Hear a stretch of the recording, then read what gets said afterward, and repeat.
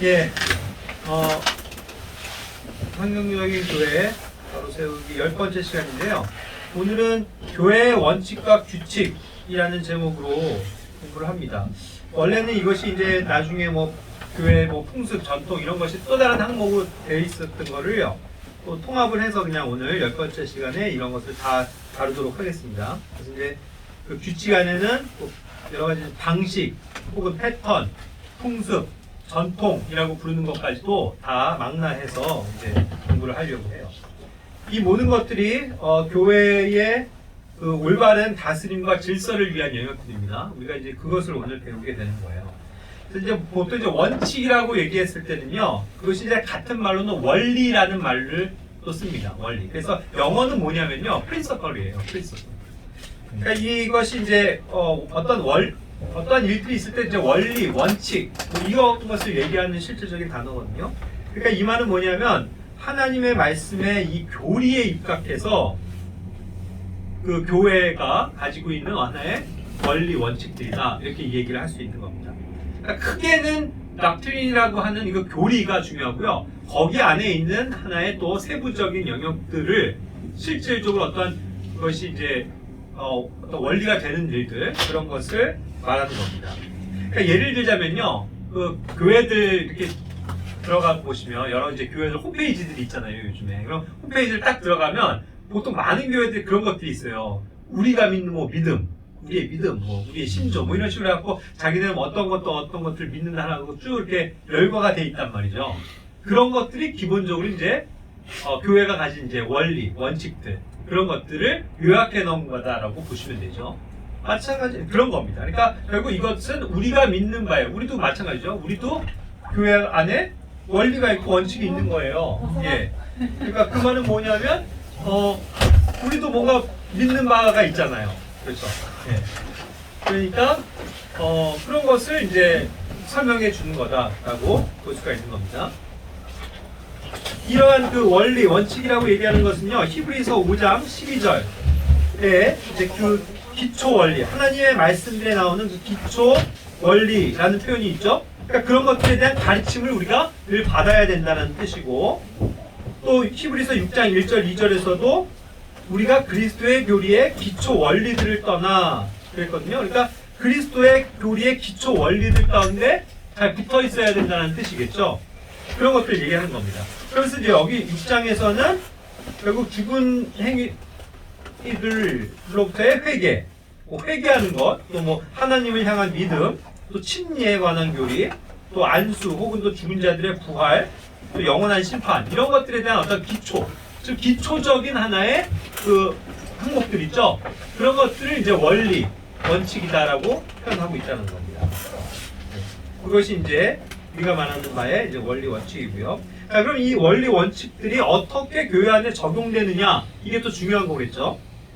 그래서 이것은 교회 안에 여러 가지 이제 운영, 또 치리가 이제 다스린다는 표현입니다. 그런 것들. 그 다음에 건전한 신앙생활과 삶을 살아가는 데 있어서의 아주 굉장히 광범위하게 영향을 미치는 영역들이다. 이 원리라는 것들이요. 그런 거죠. 그러니까 우리 원리를 잘 알고 있어야 돼요. 프린서플에 아주 확실한 사람들이 돼야 됩니다. 그러니까 우리는 확고한 신앙생활에 있을 때 원칙들을 가지고 살아야 된다 그거예요. 조금 표현하자면 원칙이 무너지면 어때요? 그냥 완전히 질서가 없게 되는 거예요. 그래서 중요한 겁니다. 그죠? 그래서 이런 것들이 이제 어떠한 예들이 있을까를 보면 아까도 얘기한 것처럼 뭐 우리의 믿음 하면서 쭉 내세우는 그런 중요한 것들을 보면 그런 것들이 있을 거예요. 뭐 복음과 관련된 거. 우리는 어떠한 은혜의 복음을 믿고 받아들인다. 뭐 이런 것들이 있을 수 있고, 회심이라는 것도 어떻게 이제 사람이 죄로부터 돌이켜서 하나님께를 향하게 되냐, 그래서 이제 예수를 믿게 되냐, 이런 어떠한 그 회심에 관한 그런 구원관 이런 것들이 설명되는 게 원리라고 얘기할 수 있는 거죠. 또 우리 같이 이제 성경적인 교회를 이루어 나가는 그런 면에서 이제 지역 교회관 이런 것들도 포함될 수 있겠고, 실질적인 면에서 이제 그 교회 안에 있는 뭐 침례라든가 주의 만찬 같은 이제 교회 예식, 네? 이런 것들도 어떠한 식으로 이것이 존재하는가 그런 것들을 아는 것이 원리입니다. 또 우리가 믿는 바에 이런 성경론이라고 지금 어쩔 수 없이 표현했지만 중요한 건 성경이에요. 성경 자체가 증거하고 있는 바, 그리고 이 성경이 어떠한 역사를 가지고 어떻게 우리 손에 주어졌고 어떠한 성경이 올바른 성경인지 이런 것들이 우리 기본 신앙생활의 가장 기초적인 원리들이다 이런 거죠. 그리고 이 성경을 바탕으로 해서 그럼 성경적인 가치관이 뭐냐, 무엇이 성경적인 삶이냐, 예? 그런 것들을 이제 알아가는 거 그런 거죠. 그 다음에 이제 또 성경을 배우면서 예수 그리스도께서 다시 오신다는 거, 그죠? 그 재림에 관한 거, 또 하나님의 왕국이 어떻게 전개가 되는가 그런 거에 대한 이제 소망을 갖는 거 이런 것들 또한 다 그런 원리들을 가져오는 거고요. 그리고 실질적인 영역에 있어서의 우리 그리스도인들의 믿음 생활, 또 어떻게 우리가 사랑해야 되는지 그런 사랑의 원리라든가 사랑의 속성, 성령의 열매가 무엇인지 어떻게 우리가 성령의 열매를 맺어야 되는지 뭐 이런 모든 것들이 다 우리의 건전한 삶을 유도해주는 원리들이다 이거죠. 그리고 또 헌금 원리도 이제 이건 언젠가 또 다른 주에 배우게 되겠지만 어떠한 것이 이제 올바른 헌금의 원리인지 이런 것들, 이런 모든 것들이죠. 그런 것들을 우리가 알아야 된다는 뜻이고요. 그렇다고 하면 자, 형제자님들께 제가 다시 요약해서 정리를 하자면요, 우리가 지역교회로서 모일 때 가장 중요하게 생각해야 할 원리들이 4가지가 있어요. 기본 원리. 예? 이거를 꼭 기억하셔야 됩니다. 이게 뭐냐면 우리 교회는요, 무엇보다도 구원에 관한 교리, 예? 구원에 관한 이 핵심적인 원리들을 잘 가지고 있어야 돼요. 예를 들자면요, 우리는 은혜로 구원받습니다. 그렇죠? 우리가 다 그래서 은혜로 구원받은 거고, 은혜를 통해서 뭐를 가지고 믿게 돼요? 뭐를 가지고 구원을 얻게 돼요? 믿음이죠, 믿음. 예, 믿음이에요. 믿음 외에는 없어요. 행위가 아닙니다. 그것만 우리가 잘 알고 있어도 굉장히 그러니까 훌륭한 거죠. 왜냐하면 다른 일반 교회들이 그런 걸 안 받아들이고 자기가 열심히 뭔가를 해야 된다고 행위를 강조하는 교회들이 많기 때문에 그거 아니잖아요. 그렇죠? 그리고 한 번 구원을 받았으면 그것들로 끝난 거죠. 영원한 구원의 보장을 받은 겁니다. 그런 것들도 얼마나 중요한 원리예요. 그래서 이런 원리들을 잘 가지고 있어야 된다는 거죠. 그래서 우리는 항상 이것을 강조하고, 무엇보다도 우리에게 중요한 것은 혼들의 구원이다. 그렇죠? 그래서 우리의 기도 제목도 가장 많은 것 중에 하나가 뭡니까? 우리 믿지 않는 그러니까 가족들, 친구들, 친척들 위해서 계속 기도하잖아요. 그리고 복음을 전하려고 하잖아요. 그리고 우리 교회에 누군가가 믿지 않는 혼들이 더해지면 어때요? 오면 어떻게 해요? 무조건 그에게 복음을 전하는 거, 그것만큼 중요한 게 없다는 거죠. 그렇죠? 그래서 오늘 참 감사한 게, 오늘 그동안 그렇게도 기도했던 우리 빌덕 씨가 드디어 마음의 문을 열고 자기의 입으로, 예? 정말 예수님을 분명하게 시인해서 받아들이고 구원 얻는 역사가 있었잖아요. 너무 감사한 거예요. 우리가 정말 몇 주 동안 그것을 위해서 기도했어요. 그러니까 그런 것들이 가장 교회 안에서의 핵심적인 원리들이 되어야 된다. 이걸 놓치면요, 교회들이 무슨 백화점이에요. 그냥 뭐 이거 저거 뭐 많은 걸 하지만 정말 중요한 그 혼들의 구원에 대해서 관심을 갖지 않는 교회가 되면 안 되는 거잖아요. 그러니까 이제 그것이 가장 중요하다는 거고. 또 중요한 게 뭐냐면 성경입니다. 이 성경 너무나도 중요한 거예요. 그리고 우리는 뭐예요? 여러 세상에 존재하는 성경들이 있지만 우리는 뭐예요? 킹 제임스 성경. 킹 제임스 성경을 유일한 권위로 믿고 받아들이는 교회예요. 이게 유일하다는 표현을 씁니다. 저희는 과감하게. 그죠? 이것이 유일한 하나님의 보존된 역사요. 성령님의 인도하심이라는 거죠. 다른 변개된 사본에서 온 성경들, 그런 것들은 성경으로 인정 안 하고 오직 올바른 사본에서 번역되어진 이 킹제임스 영어 성경을 우리는 올바른 권위로 믿는다. 그거예요. 그래서 이제 그걸 또 이제 한글로 번역한 게 우리가 지금 쓰고 있는 성경일 뿐이죠. 한글로 번역한 것 자체는 다 문제들이 있어요. 그래서 그걸 온전하다고 보는 건 아니고, 다만 이 킹제임스 영어 성경에 우리는 이제 유일성을 두는 거죠. 그러한 믿음이 있습니다. 그 다음에 이제 세 번째는 교회관이죠. 교회. 우리는 이렇게 뾰족한 뭐 건물을 가지고 있고 뭐 첨탑을 가지고 있고 십자가가 걸려 있고 뭐 그 안에 목사가 있고 뭐 여러 가지 조직들이 있는 그런 걸 교회로 인정하는 게 아닙니다. 그렇죠? 우리가 믿는 바의 교회는 뭐예요? 하나님을 믿는 하나님의 자녀들, 부르심을 받은 사람들. 그래서 불려낸 자들이라는 표현이죠. 그래서 하나님의 가족. 이것 자체가 교회라는 거예요. 네. 그래서 그 안에서의 삶을 누리기를 힘쓰는 거죠. 그러니까 이제 일반적인 교회에서들에서 가르치는 교회관과도 또 많이 다르기 때문에 우리가 이것이 확고해야 된다는 뜻이고, 네 번째로 중요한 건 뭐냐면 재림이에요. 우리가 그냥 구원받았다 그걸로 좋아하고 끝이 아니고 항상 뭐예요? 우리의 관심은 다시 오실 예수님이에요.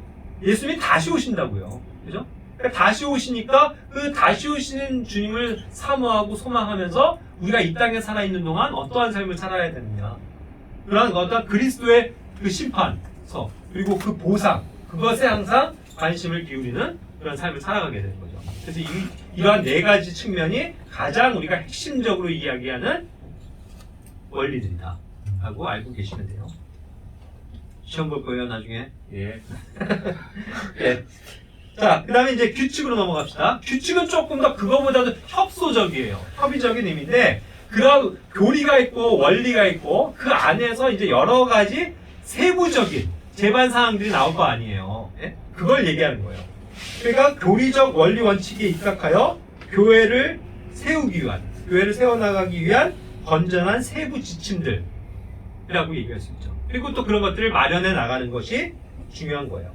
그래서 이제 규칙은 뭐냐 하면 영어는 룰이거든요. 룰 아시죠? 여러분들이 보드게임을 하나를 하더라도 주사위를 던지고 하는 것도 다 순서가 있고 정해진 방법이 있잖아요. 그 규칙대로 해야 게임을 할 수 있지. 막 규칙은 무시한 채 막 맨날 막 던지고 그러면 안 되잖아요. 그래서 이기는 건 이기는 게 아니죠. 그런 것처럼 규칙대로 해야 된다. 그 뜻이에요. 그렇다면 이 규칙이 얼마나 중요하겠어요. 학생들은 경험하겠지만 학교에서도 규칙이 있잖아요. 교칙이라고 그러죠, 그걸. 학교에서는 어떻게 해야 된다. 뭐 이런 게 있는 것처럼 그런 것을 따라야 되는 마땅한 바인 거죠. 자, 그래서 이 룰은 기본적으로 룰이 근데 또 다른 말로는 뭐예요? 다스린다는 표현을 쓰잖아요. 다스린다는 뜻을 가졌잖아요. 그렇죠? 그리고 교회를 다스리는 어떤 그 사람들이 있잖아요. 권위를 가지고. 그것이 이제 장로, 감독들인데 그러한 사람들이 어떠한 것들을 다스리는 것 자체가 사실은 규칙이 되는 거예요. 이해가 되세요? 같은 말이라고요. 룰이. 그러니까 이제 그런 면에서의 이제 교회 안의 규칙이라는 영역이 교회를 실제적으로 다스릴 때 이렇게 다스린다라고 정해진 것들이 규칙이 될 수도 있다는 뜻을 갖는 겁니다. 어떤 사람이 뭐 자기가 뭐 생각해서 그냥 뭐 일사천리로 막 적어놓고 뭐 하는 그런 게 아니고 그런 규칙이 아니고 그런 것들을 교회 안에서 자유롭게 성령의 인도하심 가운데서 할 때에 드러나는 영역인 거죠. 자, 그래서 갈라디아서 6장 16절에 보면 거기서 이제 규칙이라는 말이 나와요. 규칙에 따라 걷는 자들에게 평강과 긍휼이 교환한다 했어요. 그래서 이제 여기에서 이제 규칙은 이제 할례와 무할례를 설명하면서 그 안에서 있는 어떠한 규칙들을 얘기한 건데 어쨌든 교회 안에는 여러 가지 이제 세부적인 규칙들이 생겨납니다. 고린도후서 10장 13절에서도 또 15절에서도 하나님께서 우리에게 나누어 주신 규칙의 분량에 따라 그랬거든요. 그런 어떤 각자에게 정해진 주어진 은사들이 있죠. 그걸 우리가 배웠죠. 하나님이 주신 선물. 그런 것도 이런 정해진 규칙에 따라서 되어질 때 이것이 아름답게 진행이 된다는 뜻을 갖는 거예요. 그죠?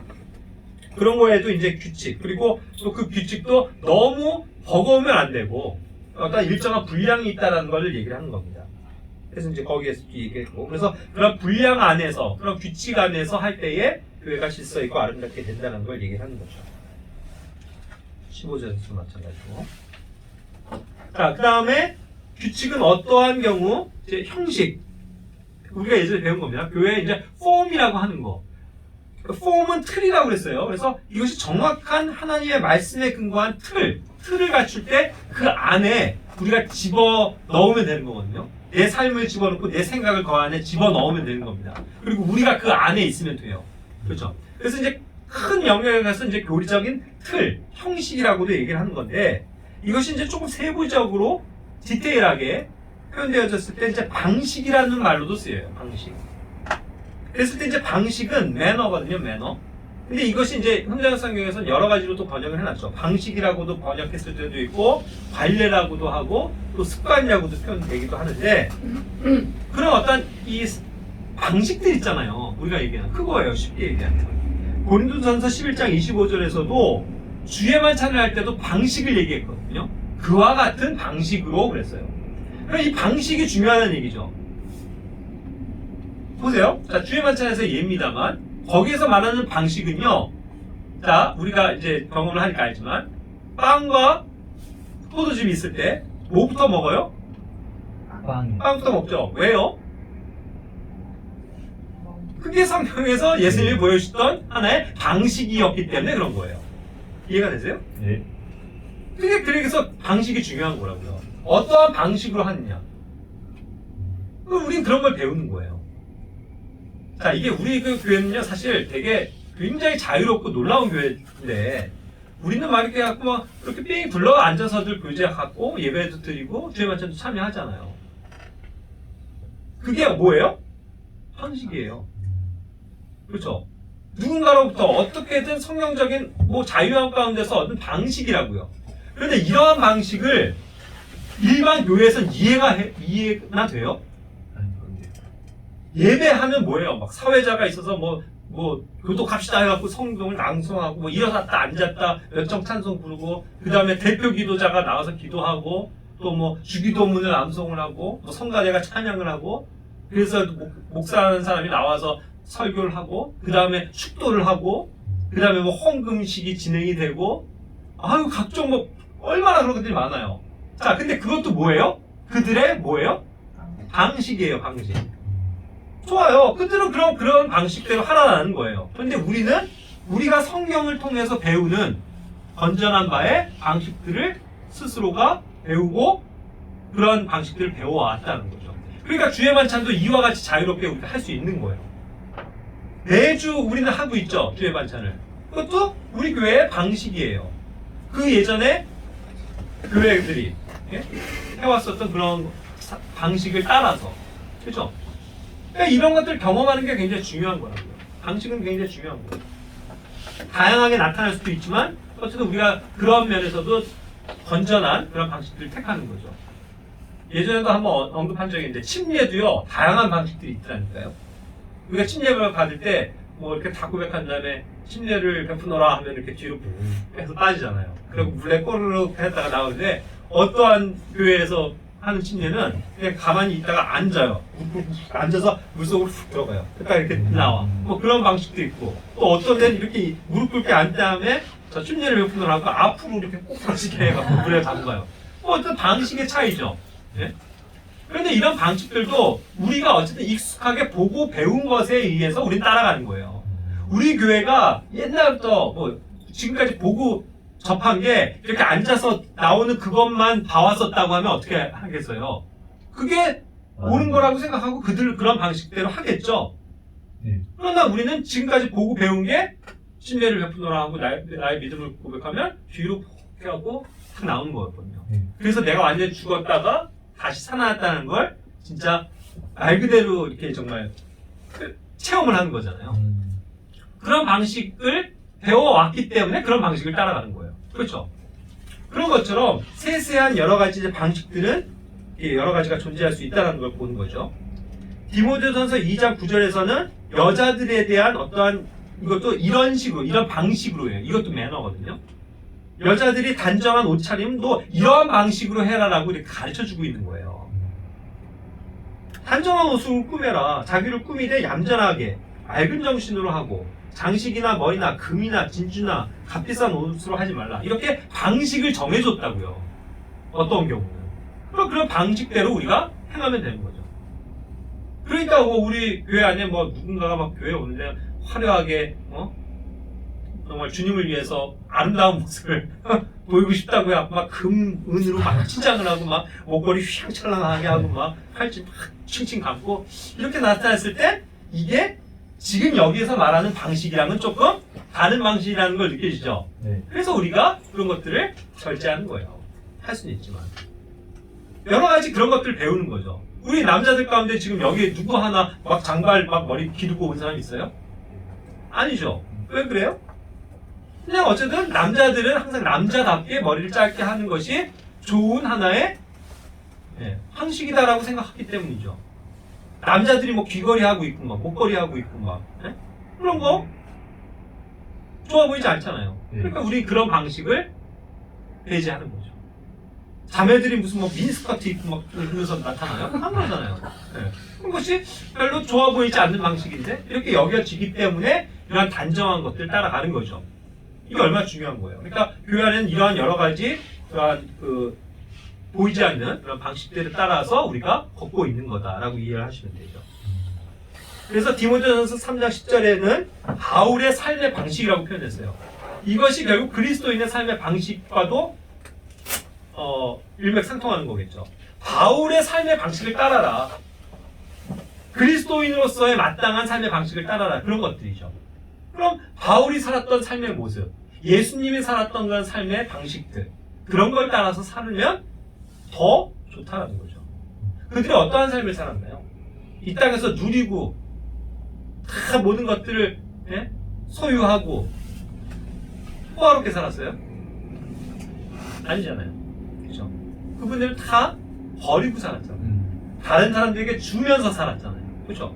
그런 게 다 그들이 살았던 삶의 뭐다? 방식이라는 거예요. 그럼 그런 방식을 따르는 게 아름다운 거죠. 그죠? 우리가 할 수만 있으면 그걸 사모하고 그렇게 순종하는 삶이 좋겠죠. 그런 것들을 다 가르쳐 주는 것들이 방식이다. 그리고 또 재밌는 사실은요, 히브리서 10장 25절은 방식이라는 똑같은 매너가 뭘로 지금 번역이 되어 있냐면 습관이라는 말로 번역된 거예요. 잘하는 말씀이죠. 어떤 사람들의 습관과 같이 우리와 함께 모이는 일을 폐하지 말고 그랬거든요. 자, 이 방식도 그러니까 굳어지면요, 말하자면 습관처럼 되는 거잖아요. 그랬을 때 여기서 부정적인 것으로서 이렇게 표현이 된 거예요. 모이는 게, 우리가 이렇게 정상적으로 모이는 게 좋은 방식이죠. 매주 모이는 거, 매주 시간을 정해서 모이는 거, 예배 드리는 거, 함께 밥을 먹는 거, 교제하는 거, 이게 얼마나 아름답고 좋은 방식입니까? 그렇죠? 그런데 이 방식을, 이거 지금 코로나라서 안 돼. 코로나니까 위험해.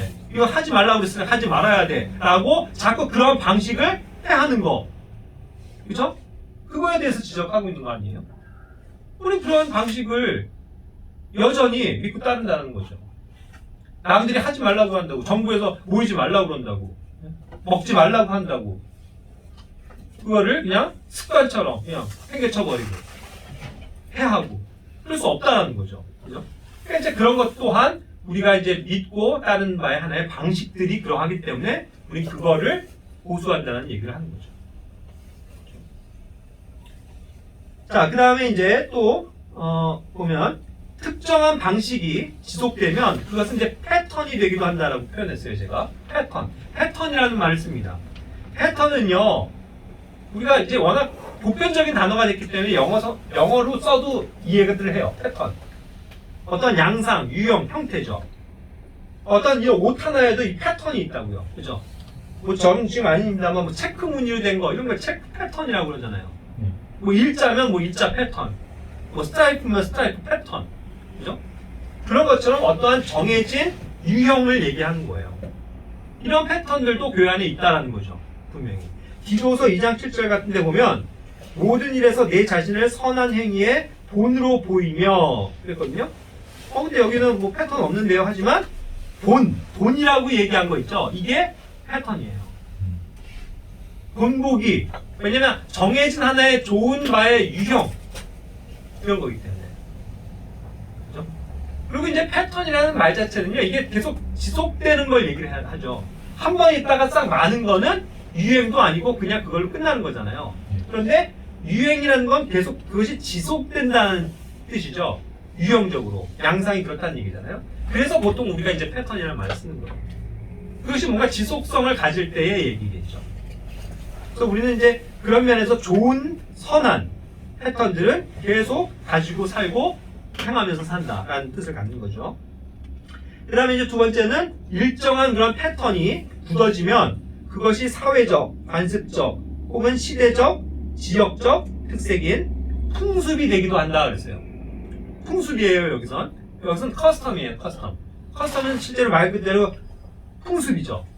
어떤 지역이나 사회, 시대적으로 있는 어떠한 그 특색, 양상인 거죠. 그렇죠?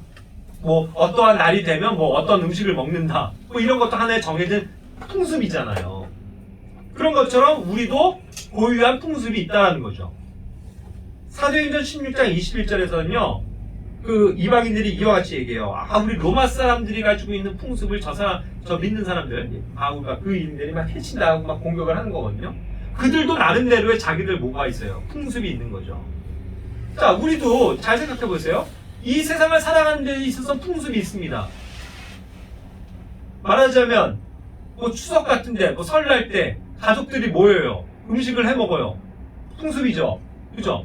그런데 그럴 때 보통 우리나라 유교적인 사회, 전통적인 사회에서의 풍습은 뭐예요? 그때 뭐예요? 제사 드리잖아요. 그래서 야 너네 자 엎드려 절해. 그럼 절하잖아요. 새해가 되면 야 할아버지 할머니들 이렇게 절해야지 하고 절하잖아요. 이게 뭐라고요? 풍습이에요. 그런데 그런 풍습이 좋은 풍습이면 우리도 따르죠. 그런데 세상 풍습은 많은 경우가 하나님의 말씀과 하나님의 뜻과는 반대되는 것들이 너무 많아요. 그래서 제가 이걸 방금도 얘기한 거예요. 절해라! 그랬을 때 우리가 절해야 될까요? 세상의 풍습은 그거죠. 그래서 용돈도 받는 거예요. 근데 과감하게 내 세뱃돈을 포기하세요. 네? 안 받아도 돼요. 마땅히 받아야 할 영광, 내가 무릎을 꿇고 경배하는 행위로서 절을 하고 그 사람 앞에서 영광을 나타내 보이는 그 행위, 그건 누구에게만 해야 되는 거예요? 하나님께만 하는 거라고요. 그러니까 우리는 하나님 앞에서만 절하고 무릎을 꿇는 사람들이지, 이러한 세상의 풍습에 따라서 아우 저 할아버지가 안 그러면 뭐 화내시는데 나 혼나는데 이런 거에 줌 들지 마시고 나의 믿음을 지키시라고요. 그게 풍습이에요. 고린도전서 11장 16절에서 그래서 교회의 풍습에 대해서 얘기하고 있거든요. 교회가 가진 좋은 그런 풍습들을 우리는 지켜나가야 된다는 거죠. 오늘날 그것이 뭐 근데 뭐 예를 들어서 뭐 크리스마스다 뭐 부활절이다 해갖고 그런 말도 안 되는 성경이 가르쳐주는 바가 아닌 것들을 가지고 뭐 풍습으로 하나의 기독교 문화로 가져오는 거, 이거를 또 제가 얘기하는 거 아니에요. 당연히 우리 안에 있는 좋은 풍습들이란 또 어쨌든 우리가 스스로가 만들어가면서 좋은 하나의 그 거리들 있잖아요. 네? 그런 것들을 얘기하는 걸 거예요. 그런 걸 우리가 뭔가 만들어내는 건 되게 좋은 일이겠죠. 자, 그 마지막으로는 좋은 풍습이 대물림되면 좋은 전통이 될 수 있다. 자, 이제 결국 이제는 풍습이 전통으로 가는 거예요. 이건 조금 더 이렇게 확산이 되는 겁니다. 그러니까 점차적으로. 풍습이 거기로만 끝나면 그냥 그걸로 끝나는 건데, 이것이 대물림이 되면요, 계속 굳건하게 그것이 있음으로써 전통이 되는 거예요. 그 전통이 트래디션이에요. 그것이 또 세상이 말하는 종교적인 전통들도 있지만, 우린 그것이 아닌 하나님이 주신 교회 안에 좋은 전통이 있다면 그 전통들은 붙드는 게 좋은 거예요, 아니에요? 붙드는 게 좋은 거예요. 좋은 전통은 우리가 받아들여야 된다고요. 네? 우리도 사회를 살면서 우리 한민족이 가진 뭐 미풍양속이라는 전통들 있잖아요. 예를 들어서 전통적으로 있는 것들. 뭐 그런 것들이 좋은 거라면 네? 뭐 받아들이고 하면 좋잖아요. 그렇죠? 그런 것처럼 교회 안에서의 좋은 전통들은 이어가야 됩니다. 그래서 데살로니가후서 2장 15절에서도 굳게 서서 말로나 우리의 서신으로 너희가 가르침을 받은 전통들을 붙들라 그랬어요. 아, 이게 무슨 성경이 전통을 얘기해? 이럴 게 아니고요. 사도 바울이 가르쳐준 그 가르침과 교리 가운데서 중요한 좋은 전통들은 붙들고 배우고 힘쓰라는 얘기예요. 좋은 전통들은. 그죠? 그런 것들 뭐가 있을까요? 그 안에 있는 좋은 전통들.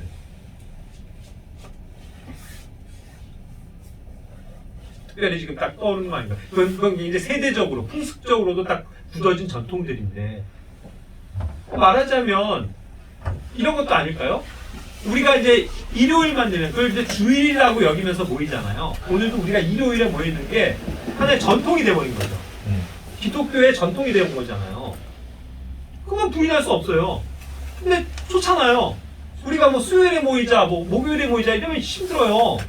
그런데 일요일은 누구나 쉬고 모일 수 있으니까 뭐 100년이 넘도록 우리는 일요일마다 주일마다 항상 모여왔습니다. 우리는 예배 드립니다. 이런 것이 얼마나 아름다운 전통이냐.